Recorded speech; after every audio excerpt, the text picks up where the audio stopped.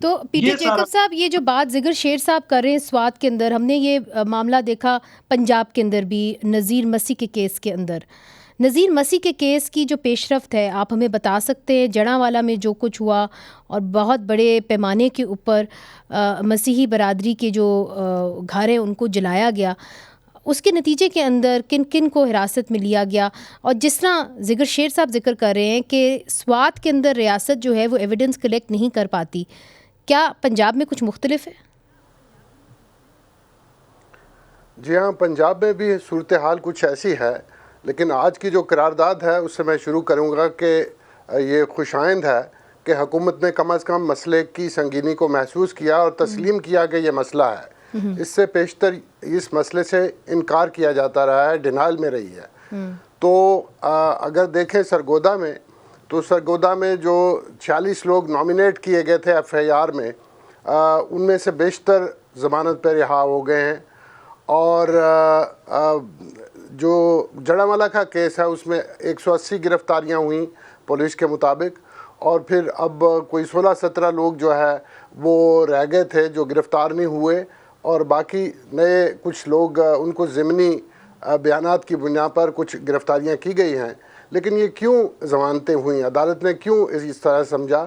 اس کی 2 وجوہات تھیں.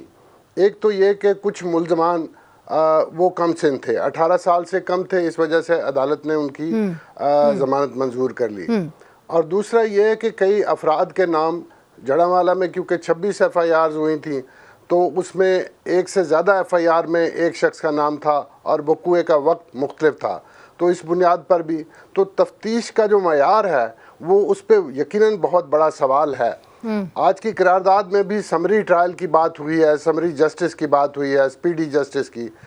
اسپیڈی جسٹس یہ جو پہلے بھی ہو رہا ہے، یہ مقدمات تو چل رہے ہیں دہشت گردی کی عدالت میں، اور وہاں پہ اسپیڈی ٹرائل ہی تقریباً ہوتا ہے. یہ حقیقت میں یہ ہے کہ فیئر ٹرائل ہونا چاہیے اور فیئر انویسٹیگیشن ہونی چاہیے. عام طور پہ تو آپ کی تجویز کیا ہے کہ عام عدالتوں کے اندر یہ ٹرائلز چلے؟ کوئی ضرورت نہیں ان کو دہشت گردی کے عدالتوں کے اندر، اینٹی ٹیررزم کورٹس کے اندر اس معاملے کو لے کے جایا جائے؟ جی بالکل درست ہے.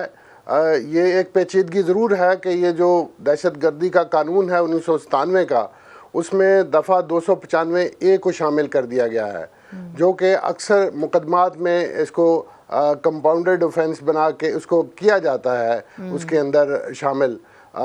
تو اس وجہ سے اس کو دہشت گردی کی عدالت میں ایک تاثر بھی یہ ہے کہ شاید وہاں پر انصاف بہت کڑا ہوتا ہے اور جلد ہوتا ہے، مگر ایسا ہے لیکن نہیں. جلد والا کام جو ہے وہ ہے نہیں ایسا. تمام مقدمات جو پچھلے 20 سالوں میں ہمارے سامنے آئے، چاہے وہ کوٹ رادھا کرشن کا تھا، چاہے گوجرا کا تھا، چاہے اب سرگودا کی صورتحال سامنے ہے، وہاں پر بھی انصاف ہوتا ہوا دکھائی نہیں دیتا، کیونکہ تفتیش ہی ٹھیک نہیں ہوئی. بہت آپ نے اہم ایشوز اٹھائے ہیں پیٹر جیکب صاحب. ذکر شیر صاحب ہمارے ساتھ جو ہیں سوات کے ڈسٹرکٹ پولیس آفیسر جو ہیں وہ بھی ہمارے ساتھ موجود ہیں. ان سے یہ پوچھنا بہت ضروری ہے کہ کیا وجہ ہے کہ ناقص تفتیش ہوتی ہے پولیس کی طرف سے، اور دوسرا کہ ایک جو نیا نظام سامنے آیا، اینٹی ٹیررزم کورٹس بنائے گئے، پیرلل جسٹس سسٹم کھڑا کیا گیا، کیا اس سے لوگوں کو انصاف ملا؟ اور آج پیٹر جیکب صاحب، ذکر شیر صاحب کہہ رہے ہیں نہیں ملا.